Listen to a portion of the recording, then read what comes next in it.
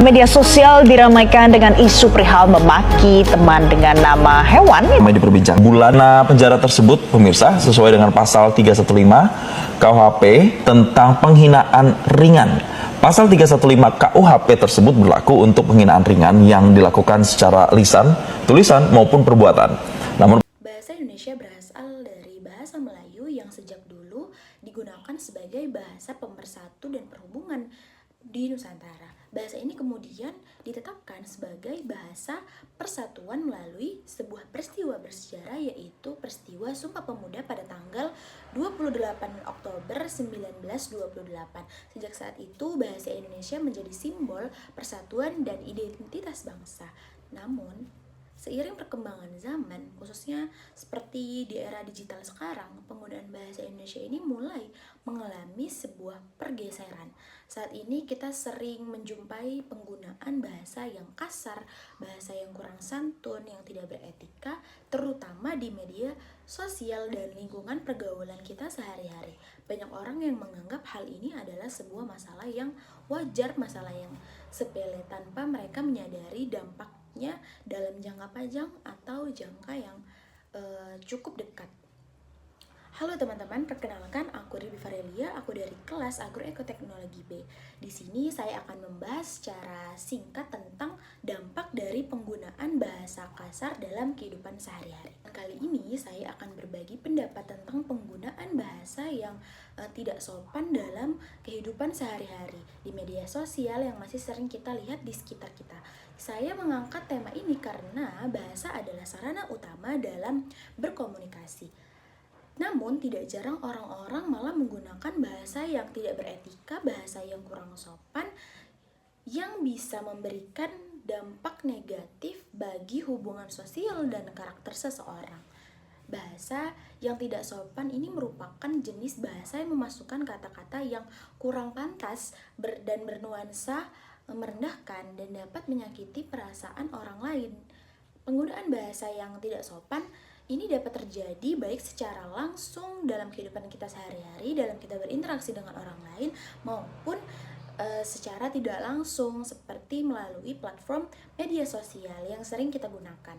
Dalam kegiatan sehari-hari, bahasa yang tidak sopan sering muncul ketika seseorang merasa dirinya itu marah, kecewa, atau sering menggunakan bahasa yang kasar dalam candaan, dan itu dinilai secara berlebihan. Selain itu, di media sosial kata-kata kasar seringkali digunakan dalam komentar, postingan, ataupun pesan pribadi.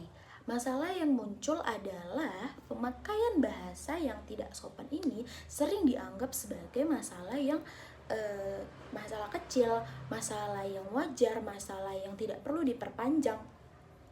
Banyak orang berpikir bahwa selama ini selagi kita tidak mengucapkan nama secara langsung, maka itu bukanlah masalah yang besar. Namun kata-kata tersebut dapat memiliki pengaruh bagi orang yang mendengarnya maupun bagi orang yang mengungkapkannya gitu. Ada sejumlah alasan mengapa individu memilih untuk berbicara dan menggunakan bahasa kasar tadi. Yang pertama yaitu adalah faktor emosional. Ketika perasaan tidak terkontrol, seseorang mungkin akan mengucapkan bahasa yang tidak dipertimbangkan sebelumnya, seperti bertindak sebelum berpikir. Yang kedua adalah pengaruh dari lingkungan sekitar. Apabila seseorang berada dalam lingkungan yang biasanya menggunakan bahasa kasar, kebiasaan ini bisa menular dan dianggap sebagai masalah yang wajar, masalah yang biasa aja. Yang ketiga adalah dampak dari pemakaian di media sosial. Banyak konten dari platform media sosial yang memakai bahasa kasar untuk menarik perhatian, dan ini dianggap sebagai hal yang menghibur, sehingga banyak orang, khususnya kalangan muda seperti saya, mengikuti jejak tersebut gitu. Lalu kemudian ada penggunaan kata-kata kasar yang membawa berbagai efek atau dampak yang merugikan. Yang pertama yaitu dapat menyebabkan rasa sakit hati orang lain. Ungkapan kasar mampu menyakiti perasaan walaupun tidak diucapkan secara langsung. Yang kedua, mengakibatkan perselisihan, pertikaian, pertengkaran, kesalahpahaman. Bahasa yang kurang sopan seringkali menjadi penyebab timbulnya pertikaian dan kesalahpahaman. Yang ketiga, merendahkan kualitas kita dalam berkomunikasi. Tujuan dari komunikasi ini adalah untuk menyampaikan pesan secara baik, secara jelas. Tetapi bahasa kasar ini justru membuat pesan yang ingin kita sampaikan ini sulit dipahami. Yang keempat yaitu menciptakan karakter yang buruk. Jika pemakaian bahasa kasar dipraktekkan secara terus-menerus, terutama oleh anak-anak dan remaja, hal ini bisa menimbulkan dan membentuk sikap yang kurang baik di dalam kehidupan sosial. Selain berdampak pada hubungan sosial, penggunaan bahasa yang tidak sopan juga dapat mempengaruhi cara pandang orang lain kepada kita. Tanpa disadari, pilihan kata yang kasar bisa membentuk ciri negatif seperti dianggap tidak menghargai lawan bicara atau kurang mampu mengendalikan diri sendiri. Padahal kesan pertama dalam berkomunikasi sering ditentukan oleh cara seseorang dalam berbicara gitu. Di lingkungan pendidikan dan pergaulan, kebiasaan menggunakan bahasa kasar juga dapat menurunkan nilai-nilai kesopanan yang seharusnya itu dijunjung tinggi oleh seseorang. Jika hal ini terus-menerus dibiarkan, bahasa yang tidak sopan akan dianggap sebagai hal yang biasa, hal yang wajar, dan sulit dibedakan dengan bahasa yang pantas untuk digunakan dalam situasi yang cukup formal gitu. Akibatnya banyak orang yang menjadi kurang peka, kurang sadar terhadap konteks dan etika dalam berkomunikasi. Media sosial turut mempercepat penyebaran kebiasaan berbahasa yang kurang santun. Kebebasan berpendapat seringkali diartikan sebagai kebebasan untuk berkata apa saja tanpa memikirkan dampaknya gitu. Padahal meskipun dilakukan di dunia maya atau di media sosial, setiap kata tetap memiliki konsekuensi yang nyata. Oleh karena itu, kesadaran dalam memilih kata ini sangat perlu ditingkatkan agar media sosial dapat menjadi ruang komunikasi yang lebih sehat dan nyaman bagi semua pihak dan semua penggunanya. Menurut pandangan saya, penggunaan bahasa yang tidak sopan sebaiknya dikurangi. Meskipun bahasa itu bersifat dinamis ya, kita tetap perlu mengikuti norma dan etika yang ada dalam masyarakat ketika kita berinteraksi kepada orang lain di sekitar kita gitu. Beberapa langkah yang bisa diambil untuk menekan penggunaan bahasa kasar meliputi yaitu mengontrol emosi sebelum berbicara atau menulis, atau kita ingin merespon siapapun dan kita ingin merespon postingan di media sosial, kita tuh harus mengontrol emosi kita gitu.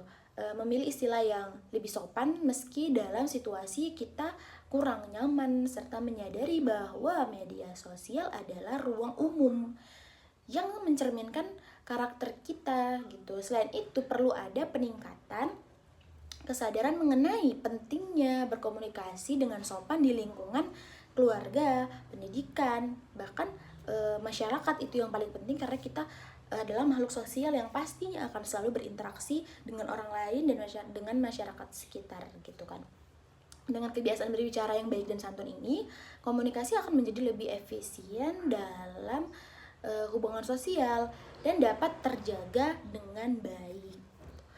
Pemakaian bahasa yang tidak sopan ini bukanlah cara yang tepat untuk mengekspresikan diri kita, mengekspresikan perasaan kita, atau mengekspresikan atau mengungkapkan pendapat.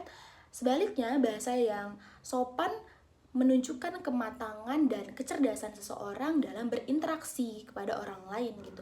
Oleh sebab itu, mari kita berkomitmen untuk memelihara penggunaan bahasa Indonesia yang baik dan benar, baik dalam kehidupan sehari-hari maupun di ranah media sosial seperti pada era sekarang yang memang anak muda ini lebih dominan ke media sosial dibandingkan berinteraksi dengan orang lain. Tapi ini sangat dibutuhkan, penggunaan bahasa yang sopan ini sangat dibutuhkan dalam kehidupan kita sehari-hari gitu, secara langsung maupun secara tidak langsung gitu. Dari pembahasan yang kita bahas, dapat kita simpulkan bahwa bahasa Indonesia bukan hanya sekedar alat komunikasi, tetapi juga merupakan warisan sejarah dan identitas bangsa yang harus kita jaga bersama. Sejarah panjang bahasa Indonesia mengajarkan kita tentang persatuan, perjuangan, dan rasa kebangsaan. Di tengah kemajuan teknologi dan kebebasan berekspresi seperti saat ini, sudah seharusnya kita lebih bijak dalam menggunakan bahasa yang lebih etis, bahasa yang lebih sopan, dan